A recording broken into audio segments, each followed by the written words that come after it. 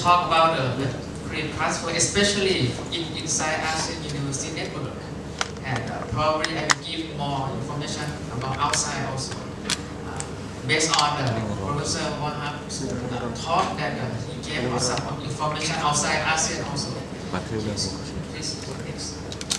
So for the AUN-ACTS, we have our own website for the credit transfer system developed by the Office of, I think, the ACTS system. So you can see the website like that the student can apply online nowadays easily.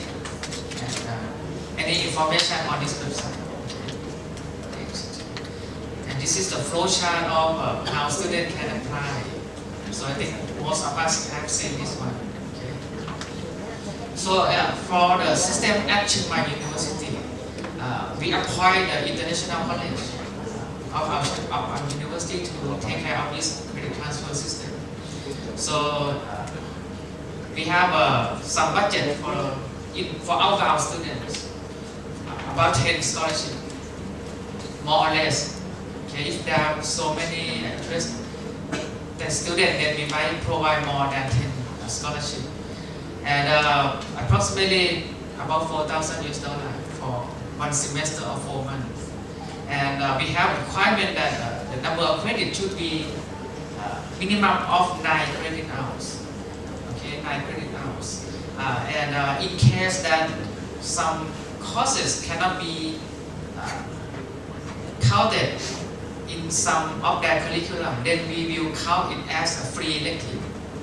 Okay, because in our country, in each curriculum you have to identify which courses that students have to complete, like a major courses, okay, elective courses or something like that. So if they go to some university in ASEAN, and they want to take some courses, but that's not identified in their curriculum, they can count as a free elective by our university system. Okay, and next, and then we have another one which is supported by the Office of Higher Education of Thailand in collaboration with Similar Racket. Okay, and we call it the ASEAN International Mobility for Students Program. This is for Thai students, which is the partner. You see the partner of a university down there. So some university from Thailand, some from Malaysia, some from Philippines, and some from Japan. Okay, and the higher education office will provide us some scholarship, up to 10 scholarship to Chiang Mai University only. So for each partner, like Mahidol University, they have another support from Office of Higher Education. But anyway, in Chiang Mai University, we have to identify which curriculum that would like to join this program, and we select the environmental science and management. The requirement of this by the Office of Higher Education is it must be international program somehow. So in my faculty, for example, this program is in Faculty of Science. We have only one international program, which is acceptable by the Office of Higher Education. So it's environmental science. So what happens is, if students from my university would like to go to this partner university, they have to take at least 9 credits, which can be transferred back to Chiang Mai University, and at least one of them must be a course in environmental science, at least one. So they cannot go anywhere they want. That university has to have these courses in environmental science. So that's why a limitation for students to choose where they want to go. Okay, so this year we are going to announce next week for the scholarship for Chiang Mai University student. Okay, next. So this, just briefly, I summarize for Chiang Mai University students, if they want to join the AUN-ACTS, what they have to do, just go through it. I think standard way to process at each university. Next. So you can see that many steps in the process, but I think it's common to each university that would like to have outbound students. Okay. just take a quick look. Okay, so I would like to summarize how this project works. You can see the inbound student, not so many. The first year in 2014, only one from Indonesia for inbound student from University of Indonesia in Business Administration. And 2015, only four, and all of them from Brunei, 4 students from Business Administration, Social Science, and Science. And this year, 4, also 4 from outbound university, also from Brunei. So in my opinion, this is not good number in terms of mobility of students in ASEAN to my university. But if I haven't prepared a number of inbound from university outside ASEAN. I think thousands. Yeah, like in China, Myanmar, but not in this program.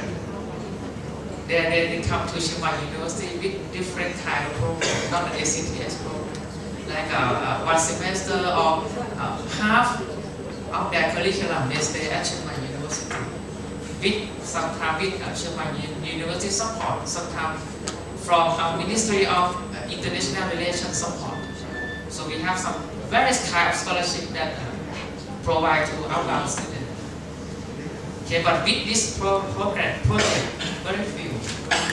Then for outbound students, next one. So Chiang Mai University go to ASEAN University, which is in the project. The first year only to 21st century skill, not just the degree. How can you communicate with others? How well is your English or something like that? How do you have experience abroad? Or they ask a lot nowadays. Have you had experience in student activity, political activity, something like that? So they don't care much now about GPA, in Thailand. Early, if you want to go to graduate school, then GPA might be more important. But if you want to go into the job market, then you require some other things beside the classroom experience. So students now in Thailand, they would like to take some experience abroad, especially probably in America, Europe, Japan, Korea. Less would come to ASEAN country. If they can choose, they go to Japan, they go to Korea, because maybe they watch too much television. They have seen a lot of Japanese star and Korean star. Okay, and next. And this, I would like to give some problems and challenges by running this program. This is summarized by the International College. Before I came here, I asked them, please prepare in case I had to share some data, some information, and it happened that I had to share some information. So now I think the information on the website is not up to date. This is what they told me. Some courses from the first year up to now haven't changed any new courses, or some courses already are not available, but they're still up there in the website. Something like that. So they would like to have the update information, because there are so many universities, there are so many courses that student has to select.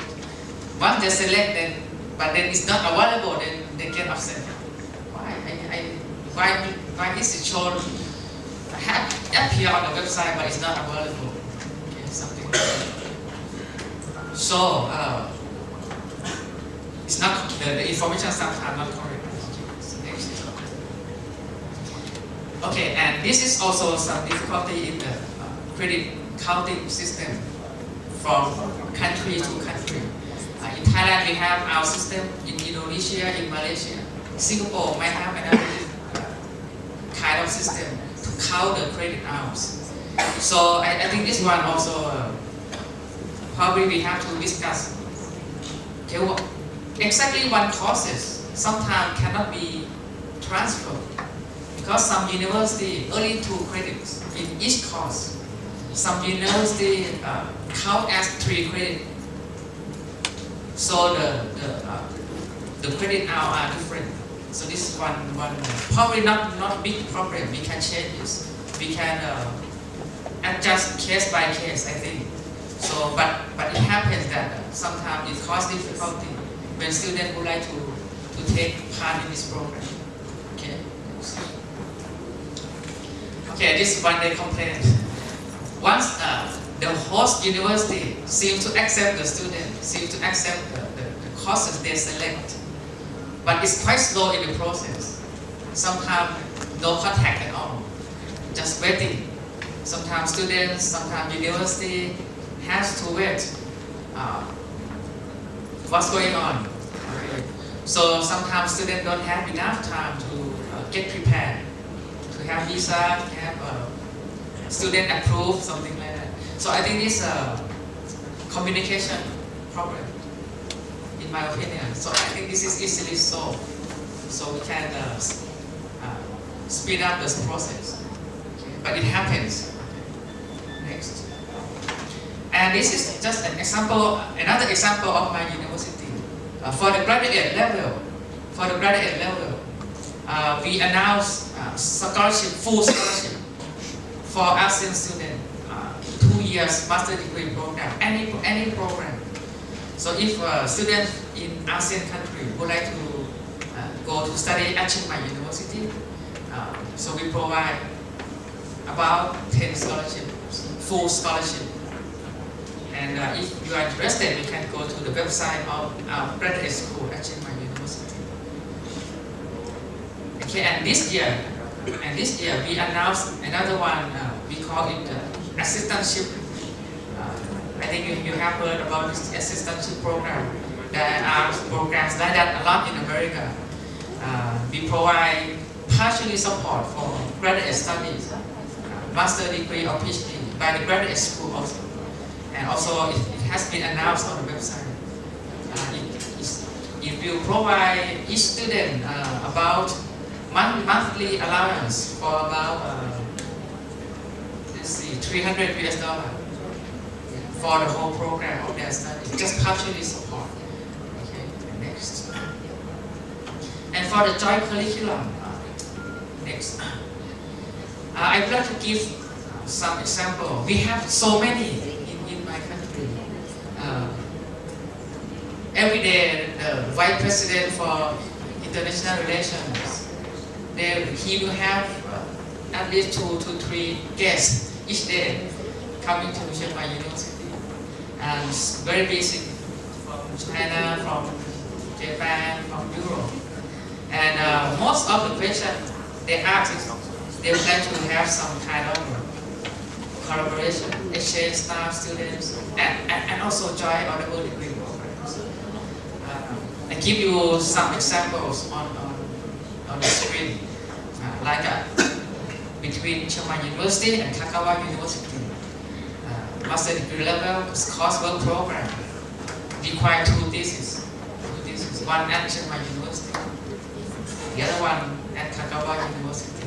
And then after this, I will give you the difficulties on how to overcome this kind of difficulty between both universities when they would like to develop this kind of joint curriculum. The other one is chemistry by my university to Niigata, also in Japan, PhD level, early research program, no coursework, just research. In Thailand, we have 2 kinds of programs. Coursework program. Coursework means that students required to take coursework and also have a thesis. But the credit for thesis is less. Yes, say 12 credit for the thesis. And another program is research program. So very good student, exceptional student, very good for bachelor degree. They can take research program. They can only do research, publish paper, get patent license, and they get master degree and or PhD degree. And another one is mechanical engineering, master degree level, coursework, but early one thesis with the France, more quality. There are so many types of joint or double degree program like that. Okay, and next slide. And I think that another example. I think this is a good example. I think now in Thailand, each university tends to develop a program like this. It's double degrees between curriculums inside Chiang Mai University. This is an example. The economics program and mass communication programs. They don't seem to be related. Economics and mass communication. But somehow they think that they want to share, to make people understand about economics better. So that's a good way, that's have a good communication skill. So they develop double degree programs between these two curriculums.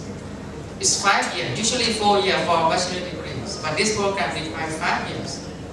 And also some summer programs, they have to take summer programs.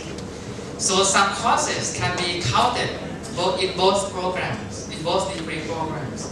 And after 5 years, they have 2 degrees, one in economics, one in mass communication. So they get both degrees. And we also develop something like this between university in Thailand. So mobility in Thailand don't occur much. Usually students stay at the same university unless they want to change university. They can transfer credit to another university. They move, but it's not easy. It's not easy.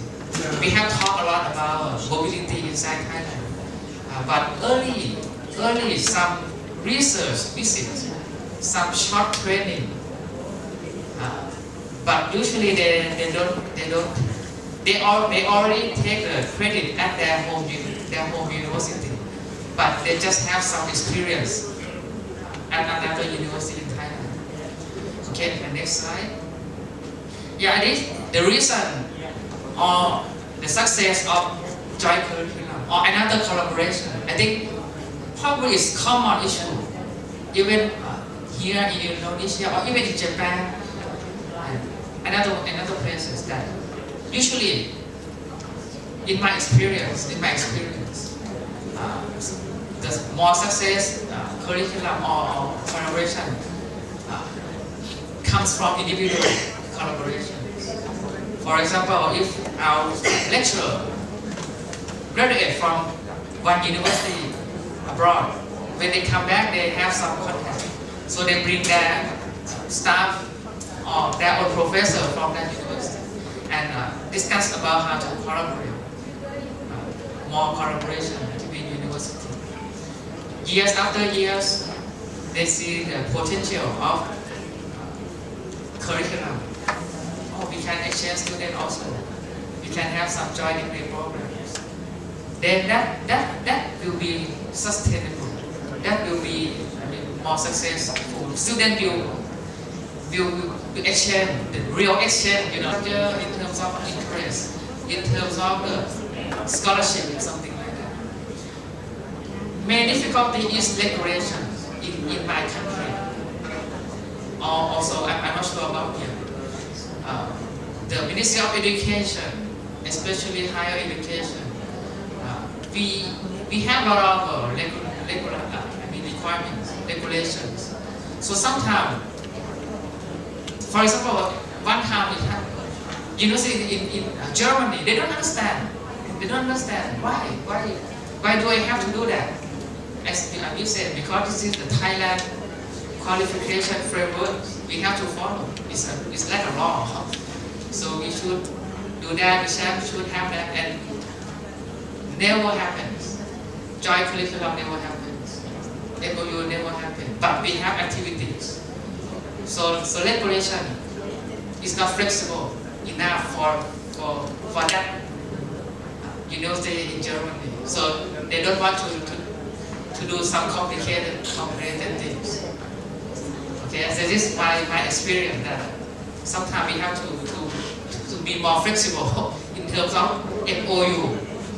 And sometimes in MOU, we should be express that the tuition will be waived, right? Tuition fee should be waived from Chiang Mai University when a Japanese student comes to Chiang Mai University. At one point, Chiang Mai University said that you cannot do that. We do not waive any tuition fee to foreign students. Why you put that in MOU? So the partner is they don't understand. This is agreement. We should be be more flexible on that issue. So after some discussion, university allowed to put that in MOU. But in reality, the faculty has to be responsible for tuition fee. So it's not real tuition waiver. When students come to my faculty of science, my faculty has to provide some scholarship to that student. So but nowadays, it's much better. University understand we should have more collaboration, we should have more exchange, we should have more joint curriculum. Just to the benefit of students. That's the bottom line. Yeah, students will have better careers, better experience, and the benefit will later return to university, return to country. So okay, nowadays quite better. Okay, so that's my experience in curriculum development and also some credit transfer. Okay, so I think I should stop here at the beginning. Thank you very much. Thank you very much for the opportunity given me. I am Abraham Gentix. I come from University of Islam Nusantara of Bandung. My first question is for Professor Wahab, Director of Universitas Negeri Yogyakarta. But before that, I would like to congratulate both of you for the success in conducting the partnership for our people. My question for Pak Wahab. The background is, first, now we are entering the ASEAN Economic Community. I believe that ASEAN Economic Community not only provide us with the problem, but also open the new opportunity for our people. The second background is the best practice done by one of nursing academy in Cimahi, Stikes Budi Luhur. They provide double degree program working together with the nursing academy in Manila. So every 6 months they send students not less than 24 students. They also have dormitory in Manila, also branch office. So the graduates will have 2 diploma and 2 competency certificates. When they graduate, they can work in Indonesia using the Indonesian certificate, but they can also working in overseas using the certificate provided by Nursing Academy from Manila that more accepted in international field. So my question to Pak Wahab, your university provide opportunity for overseas students to study in Universitas Negeri Yogyakarta to get double degree. Do you also provide and encourage your student to get the double degree so they will able to work overseas, as well as the graduate from Nursing Academy in Cimahi? The second question to Professor from Chiang Mai, could you please give me your business card so I can talk further about the cooperation? Thank you very much. Based on our experiences, that what we have a program is special for my student to have a double degree or joint degree with office student. But you know, that's like what my colleagues told us, that to make others believe us is not easy. We can go there, but sometimes it is not easy to invite them to come to my university. So that's why, based on this experience, actually we push or we make what we call negotiation again with our partners there, because the end of this year actually we have to make a sign MOU for the second phase, and we do hope that one of or two of their students can come to my university to have the same program like what our students there. Because at that time actually they promised that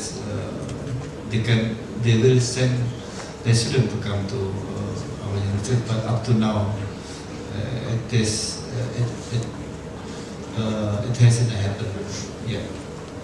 And of course, another thing what I would like to share with you, when I was as a speaker in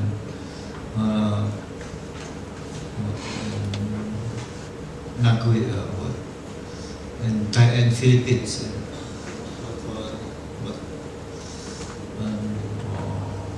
Nagoya, UNP. It's a normal representative of Philippines. And we have discussed about this. And also I met my colleague from UFC. When I thought that we have what we call joint degree, he tried to realize there's some kind of a program with UPSI, because we have quite same core business in education, Universitas Pendidikan Sultan Idris. And maybe in short time would like to have this program, because between Malaysia and Indonesia I think is not quite far different. Maybe we can realize much easier than with student from Japan. Thanks. Come from the home university, who is responsibility for the funding? Is it for paid by all student or from home university? The second question is for both speakers. What kind of the certificate? Is it look like a graduation certificate? I mean, look like ijazah or just supplement document? And who is assigned the certificate? Both university or host university? Thank you. One question more. Please explain more detail from Chiang Mai University about one thesis and two theses. Thank you. Thank you very much, Ibu Emi. And who would like to answer her questions first? Double degree programs. They said they require students to do another topics. So this is very difficult programs. Because why? Because in Chiang Mai University, student has to complete one thesis with one topics, and when they go to Kagawa, they have to complete another thesis in another topic.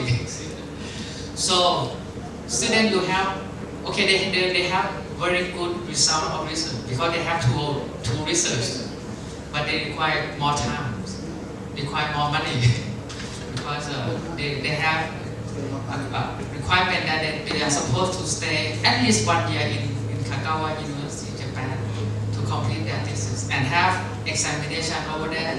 And when they come back to Chiang Mai University, again have to complete another thesis and have another examination. So few students join this program, but the benefit is they have financial support from both universities. But it takes hard work to complete. So I think up to now, probably 5 students over 10 years that have been completed this program. Amy, thank you for question.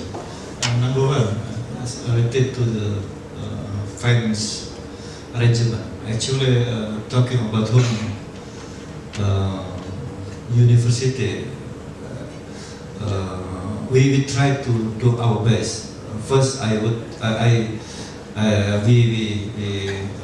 try to have what we call support from government, and then the second one from our universities. You know, there's as like for sponsor for what we call for the beginning program. You know, talking about the new program, sometimes we need more money from our university. So that's why we support by our money to make our students be ready to join this program. We don't want to make our students be burdened by extra money.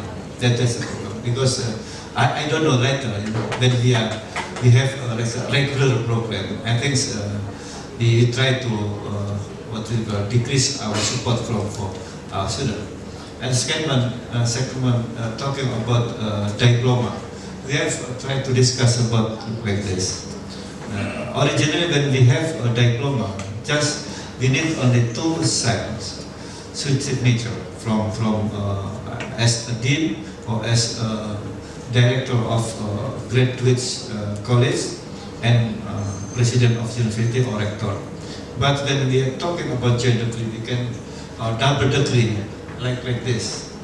We have 4 signatures, 2 from our university and the 2 others from our partner universities. So that's why this kind diploma can be claimed having what they call 2 degrees.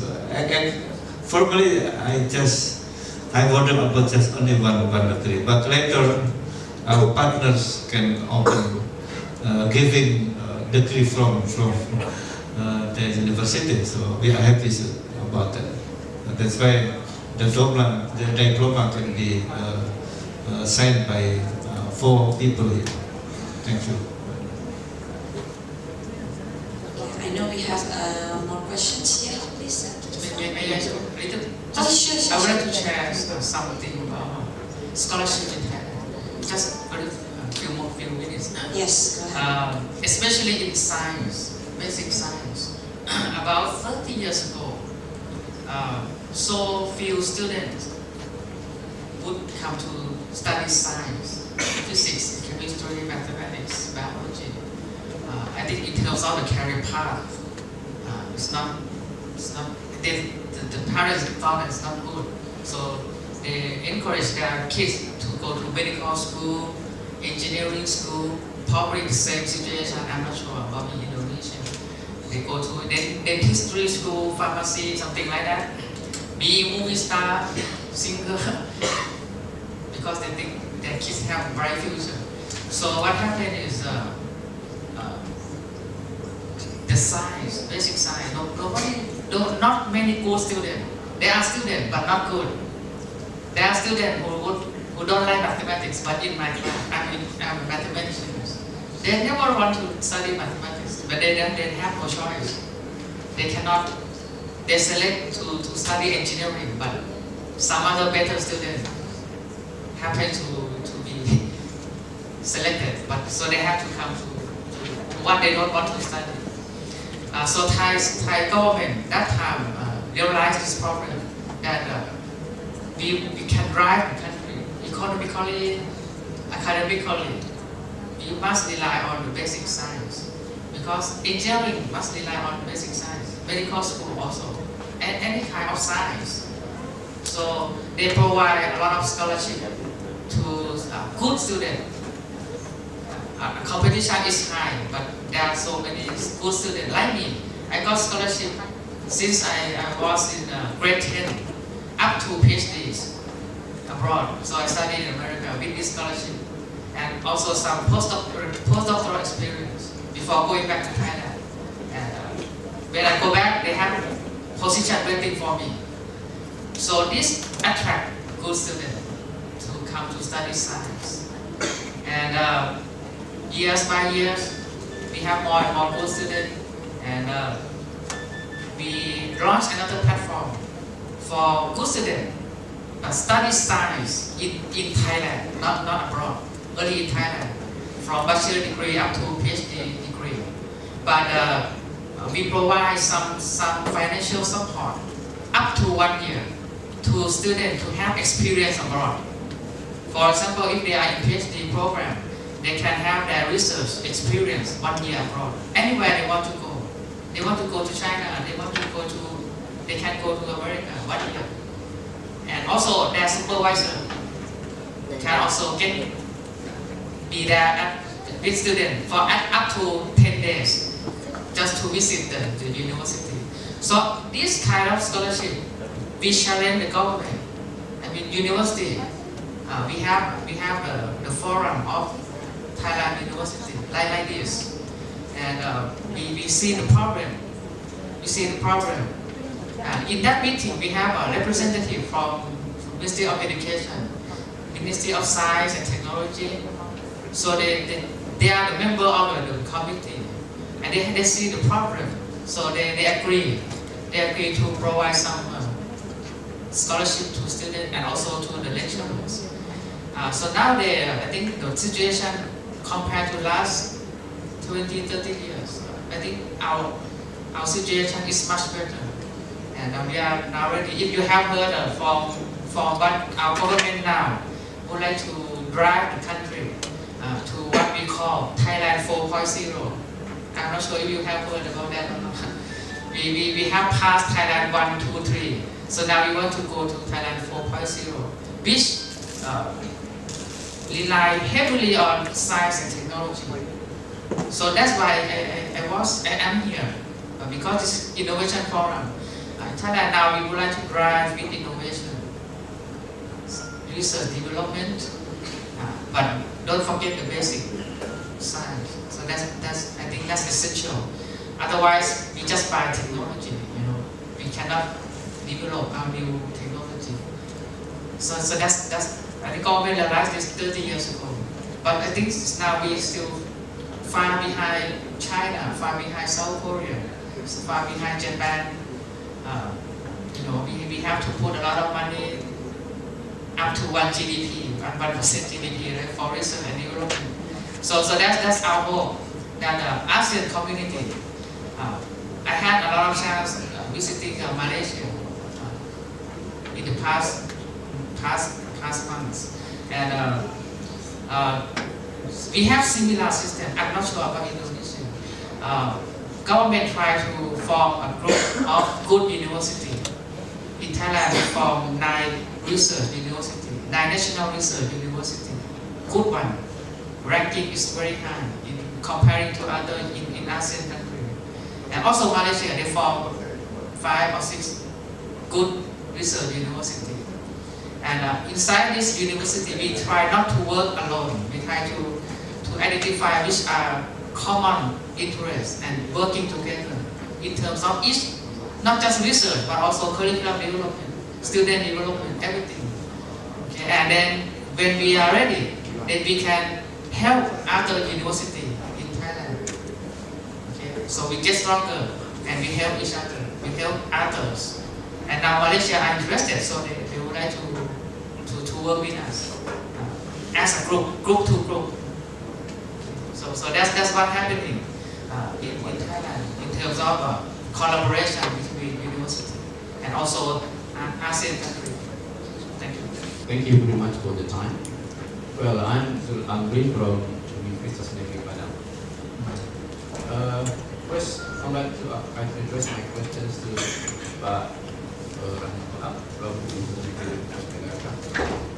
There are 2 things that I'm interested in. First, about international students, and the second about research collaboration. Because Negeri Padang has no international students. So maybe this is a question, but we need you to share with us your experience. First, do you offer international classes where the subjects were taught or are taught in English? Or do they have to go to regular classes where they have to learn Bahasa Indonesia? Because this language is the main problem they might find in taking the courses. Then, do you provide them with a dormitory or they live with the people of the society, right? Because usually they need some criteria for the place of living. And then, do you have any tips to attract more students, tricks or tips for attracting more students, more international students going to university? And then, have you done any kind of study, let's say, to find out the level of satisfaction of the students or the graduates of international students? And then for the professor of Chairman, yeah. I was interested in the table showing that only one scholarship offered to Indonesia. It was only in 2014. I think there must be a problem. Why? Have you done any study on that? Have you done something to improve that condition? Thank you very much. In this scholarship, actually, every year we have a number of students from overseas countries to have what we call,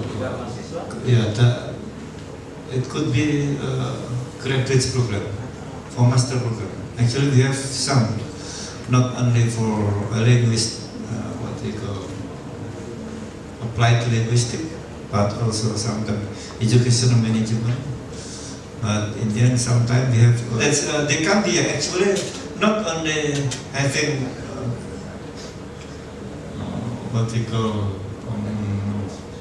degree, but they come here also they want to learn Indonesian language and culture.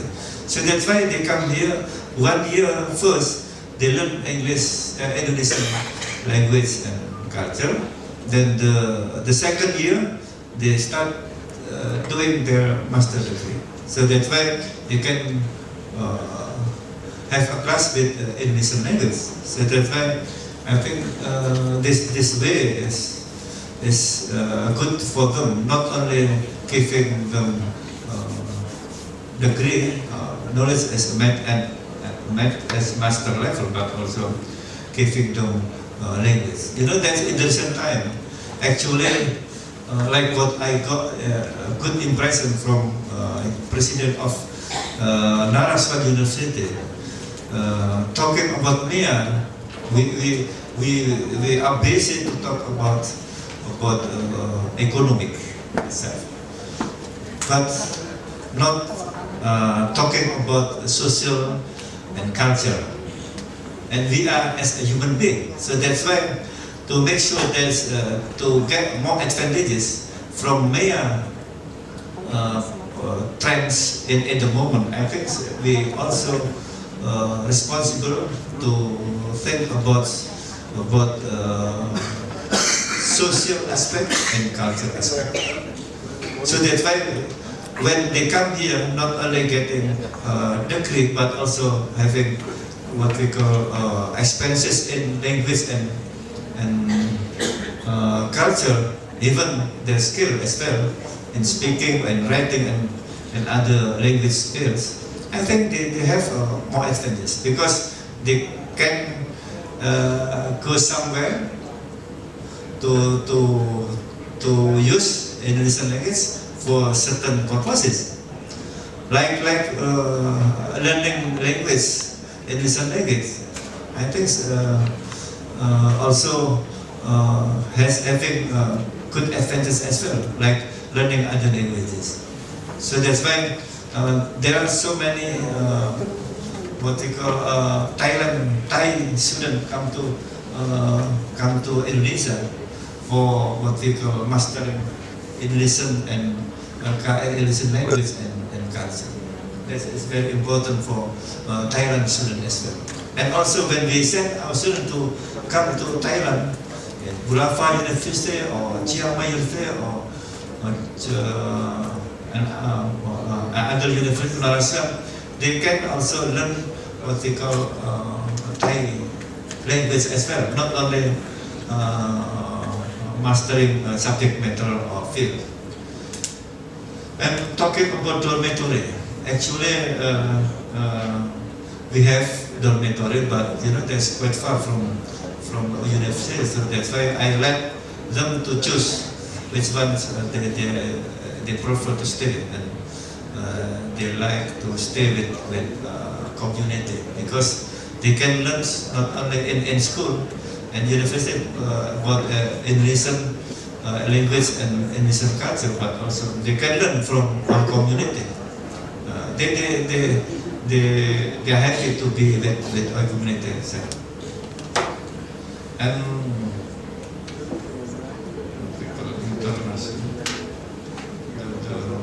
satisfaction, to make them satisfaction.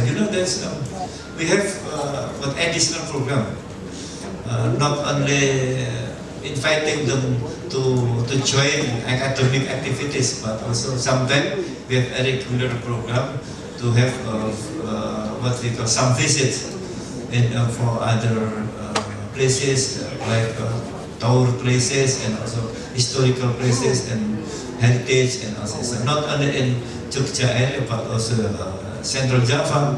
But then they can we can invite them to go to Eastern Java, like hiking to Bromo mountain and other places. So that's why we give what we call other expenses, other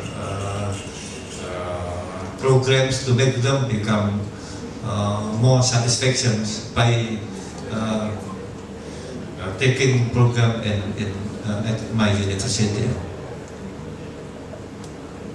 I think it's, thank you.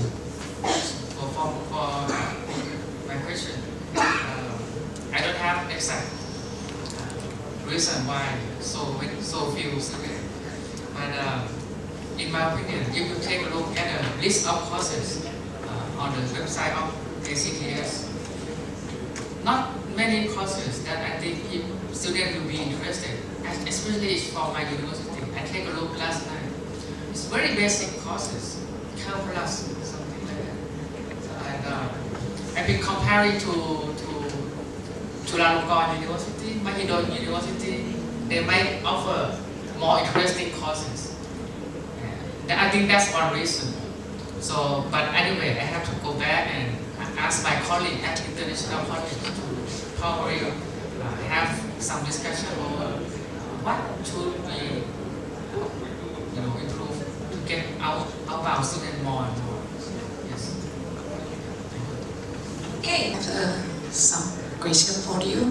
The first one is regarding the problem with the credit transfer, and also the regulation that maybe Indonesia and Thailand have a different system for that. How you can handle it? That's the first question. And the second one is, you have like 33 international program. If my faculty member want to continue study, but there's not in the list, so they should maybe take Thai language first. Just for suggestion, how long they can take that language?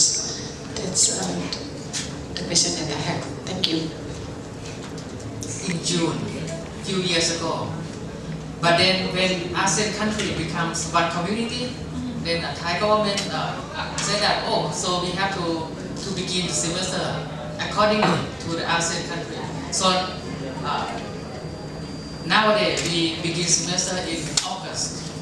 So the mobility is now easier in terms of the calendar years. Okay, but the credit transfer system, the problem is some university, like I said, they count the credit hours differently. Sometimes 2 credits, sometimes 3 credits, sometimes 4 credits, but the same courses. The name of the courses are exactly the same.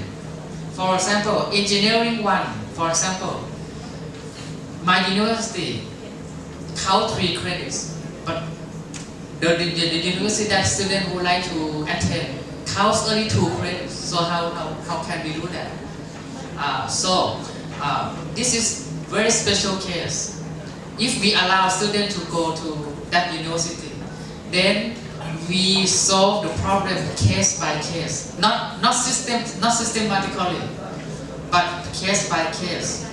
So we will ask the host university how much content comparing to my university. So we ask for the contents of the courses.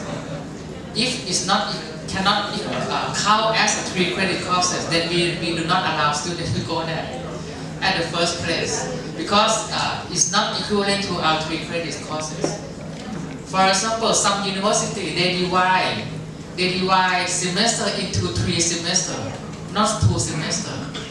In Thailand, we have university like that, 3 semester system, not 2 semesters.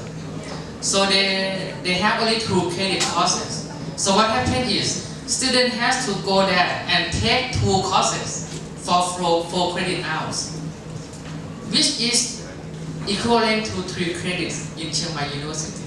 They have to do that if they want to go there. So they have to take 2 courses for 4 credits at the host university, but only count as a 3 credit at Chiang Mai University. But they cannot take 2 credits and then take back 3 credits at Chiang Mai University. We don't allow that. So students has to decide if they want to go there or not, because they have to take 4 credit courses just to count for 3 credits back to Chiang Mai University. If they really want to go, they can do that. So we cannot solve this systematically. I mean, ASEAN country has to agree on this credit system first. Then we can solve this systematically. Okay, and then for international programs, there are 2 meanings. International program means that you learn in English. Okay, lecturer teach in English, students learn in English, communicate by English. So the tuition fee is higher than regular courses. But foreign students can also register in the regular courses. Nursing department of our university to Japan, who support for elderly nursing there. Yes, so yes. They give tutorial and how to serve the elderly people in Japan.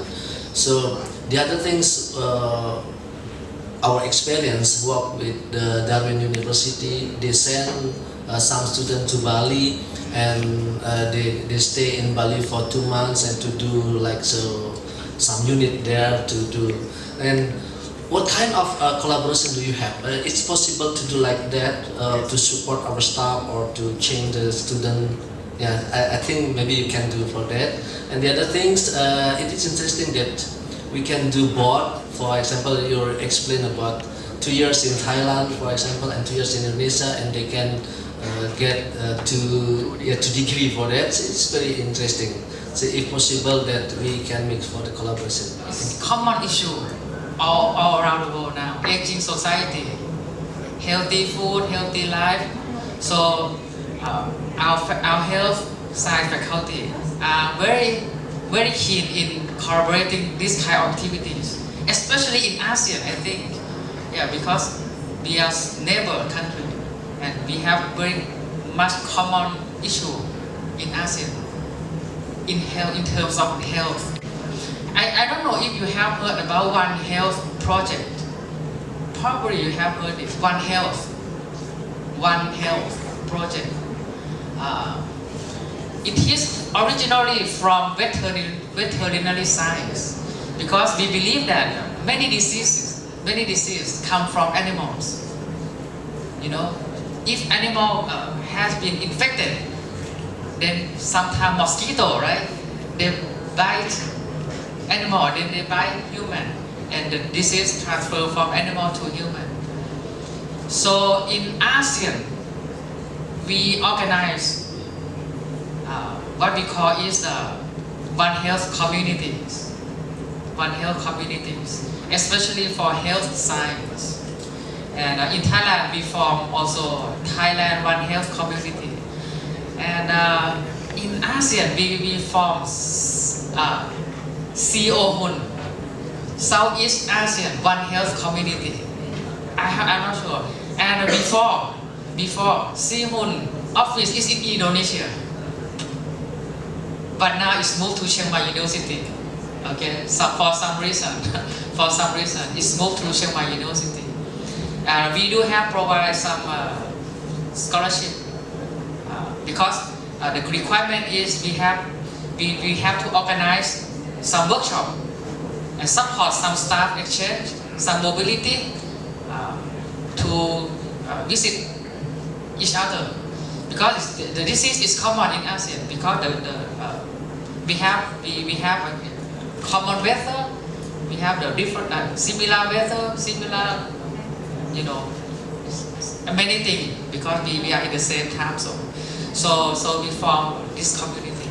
So in health science, I think I see more opportunity in health science. But in science, technology, and humanity also, it's possible. We do have Bahasa language offering in Chiang Mai University. Okay, so people now study more and more Bahasa language in Chiang Mai University, because we would like to increase opportunity, because now ASEAN become one community. So Bahasa, we have Bahasa, we have Myanmar language, we have Vietnamese, we have every language in ASEAN countries offering to students. Okay. If they want to come to Indonesia, they will ask them to take Bahasa course before they come to Indonesia.